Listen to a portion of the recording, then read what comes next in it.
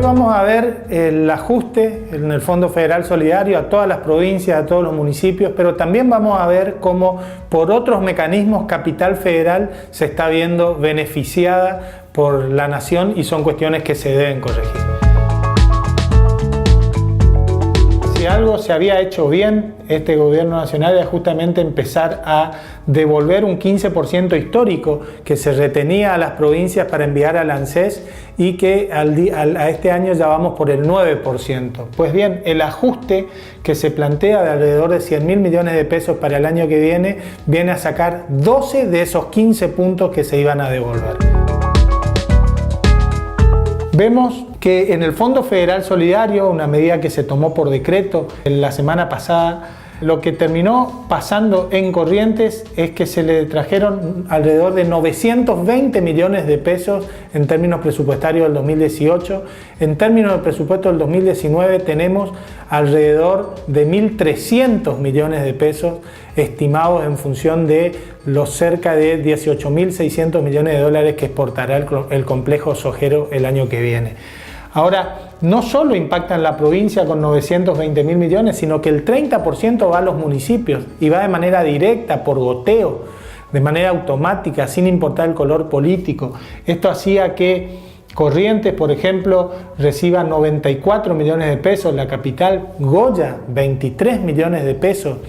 O también podemos decir Mercedes con cerca de 10 millones, o municipios más chicos como Yapeyú con 700.000, Mocoretá con 1.800.000.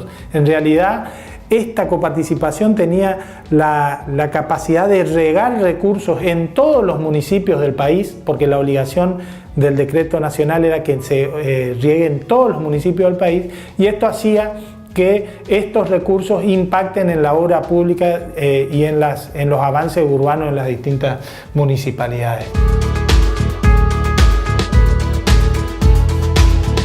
Vemos entonces que este ajuste impactó en todas las provincias. Sin embargo, podemos ver cómo la aplicación del pacto fiscal hizo tener un ganador inesperado. Un ganador inesperado en el pacto fiscal es la capital federal, justamente una de las jurisdicciones más ricas del país en términos presupuestarios, pero también en materia educativa, en materia de desarrollo económico, de generación de empleo, etc.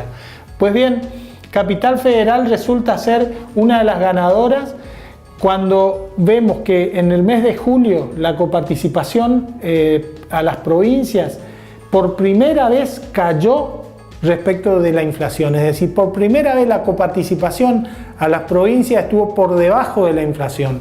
En el caso de Corrientes, por ejemplo, el 2,4% por debajo de la inflación. Capital Federal, un 7,3%. Esto de ninguna manera estaba contemplado que suceda. Y se da por la aplicación de un decreto nacional, el 257 del 2018, que le dio un índice de coparticipación a la capital federal por encima del que le correspondía y se debe corregir por decreto. Esto implica 4.000 millones de pesos para la jurisdicción más rica del país. 4.000 millones de pesos que deben ser ajustados evidentemente para que el ajuste al resto de las provincias sea distinto. Distinto es el caso de la provincia de Buenos Aires, que debía reparar una cuestión histórica con el Fondo del Conurbano Bonaerense. Vamos a ver una cuestión más en donde efectivamente se ve esto de lo que hablábamos recién. Vemos el subsidio de transporte a cargo de cada una de las provincias. En el caso de la capital federal y de Gran Buenos Aires, el 70% del subsidio de transporte urbano colectivo está en Capital Federal y Gran Buenos Aires. Menos del 1% en Corrientes. Este tipo de cosas son las que se deben analizar. Respecto de este tipo de cosas de lo que hablábamos en el informe que habíamos elevado en su momento al gobernador, para esta idea de que la proporcionalidad en el ajuste no implica equidad.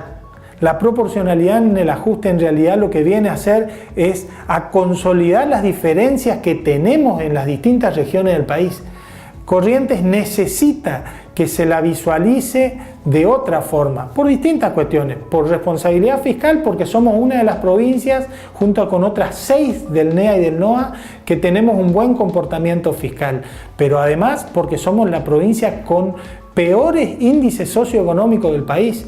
Entonces no puede pasar como está pasando, que se castigue a todas por igual. Evidentemente el ajuste se debe hacer de manera más inteligente, el ajuste se debe hacer de manera más equitativa, y para eso es importante contemplar este tipo de situaciones.